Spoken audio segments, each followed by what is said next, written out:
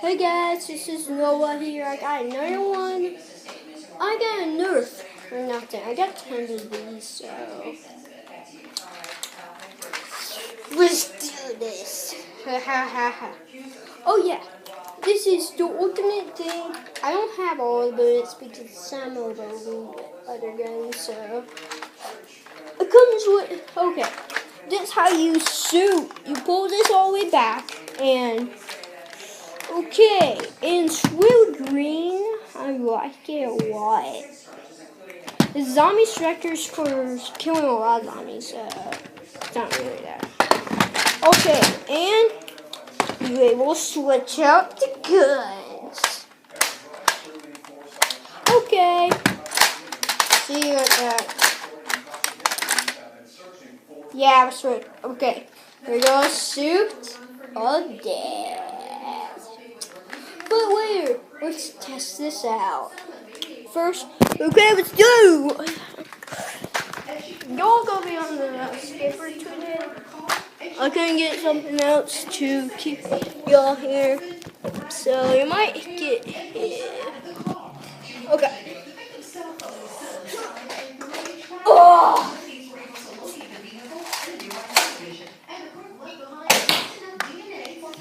One bullet. Wow, this was a lot of bullets. Well, first, let's get some of these two bullets back in. We can't get this one back in, so. Wayne Alford is facing charges for robbery, simple battery, and carjacking. He remains elusive. If you know his whereabouts, contact police. The Republican convention begins in earnest Monday in Cleveland, and it looks like the party ticket is now all set. Okay, let's do this. All around America, including the Indianapolis Star, reporting that Donald Trump has chosen the Indiana governor Mike Pence. No, not yet. There is no decision. Not yet. Not yet. Not yet. Toward Pence. Not Pence has been yet. considered a front runner. Oh, I will say that the governor would bring governing experience, knowledge of Capitol Hill, and conservative cred to Trump's ticket. A formal announcement is planned for tomorrow morning in Manhattan. Though it's still a priority among a few Republican leaders, the movement to stop the nomination of Donald Trump appears to have little traction here in Georgia. 11 Alive Jeff Richards has been gauging opinion for us. Doug? Jeff Trump won Georgia in the March 1st Republican primary, but there are plenty of delegates going to Cleveland who are still pledged to Ted Cruz and Marco Rubio. And they appear to be keeping their distance from the efforts to unbind the state's delegates from the primary results.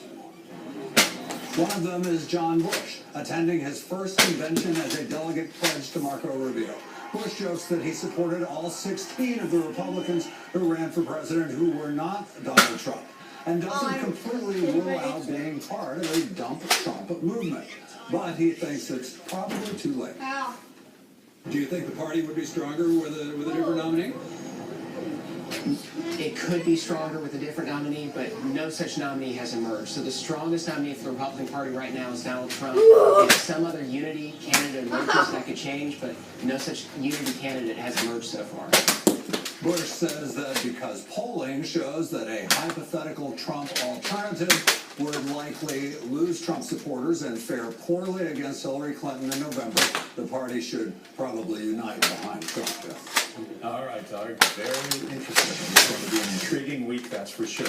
In weather, the 11 Alive Storm Trackers are tracking some storms that are out there right Let me now. check in with Chris right now. We're dry, high out there right now, still 94 degrees at the 6 o'clock hour. We've been tracking some showers and storms that have been mainly up in north and northwest Georgia. And you can still see some of them moving around in parts of Chattooga County. Hey, what's up, moving on guys? up into parts of the southern area of Whitfield County and into Murray County. These are approaching Gordon County, also Chattooga County too. We have some of these heavier showers, the strongest one there just to the north of Armurchie. We had one here in Gwinnett County that's just kind of hanging out. It's a light shower that just developed from nowhere, drifting over to the east and also falling apart. But the main area of rain with strong and even severe thunderstorms is over around Birmingham. We are tracking this, and believe it or not, as strong as this looks here, in Birmingham. It's most likely not going to make it here to Georgia. Now, I want folks in West Georgia to be prepared, though, as some of these showers will actually make it over the state line, just not as strong as they were back into parts of Birmingham. Our rain chances actually go up a little bit heading into the weekend. We'll break it down for you coming up. Thank you, Chris. A truck driver has now pleaded guilty to 9 criminal charges in a fiery interstate crash that killed 5 Georgia nursing students. John Johnson entered that plea in a courtroom in Bryan County. Johnson was behind the wheel of a tractor trailer on Interstate 16 when it smashed into stop-and-go traffic back in April of last year. The collision killed 5 nursing students from nearby Georgia Southern University. A grand jury indicted the driver last month. The charges include 5 counts of first-degree vehicular homicide. His employer, Total Transportation of Mississippi, agreed to pay $78 million to settle civil lawsuits after that accident. Is there anything like messed up at the house? Does the door look like it's been forced open? I mean, is there anything that, no struggle, no nothing? No. Now, those were some of the first words that Michael Rush spoke to 911 in the operator there as he called to report that his daughter was missing from his East Point home on July 1st. Wash said his 7-year-old daughter disappeared from his home overnight, June 30th. But police say she was likely already dead by the time he called 911. How old is your daughter? 7 years old. 7? Yes. Okay, and she was last seen last night? Yes, last night. She was asleep early. I got off of work at 8 o'clock. This morning we woke up. I was looking around for her and the door was unlocked. Your front door? Yes, my front door. Kamari's body was found in Lake Allatoona. Her father and his girlfriend are now charged with child cruelty and concealing the little girl's death. We'll have more on the investigation on 11 Alive News coming up tonight.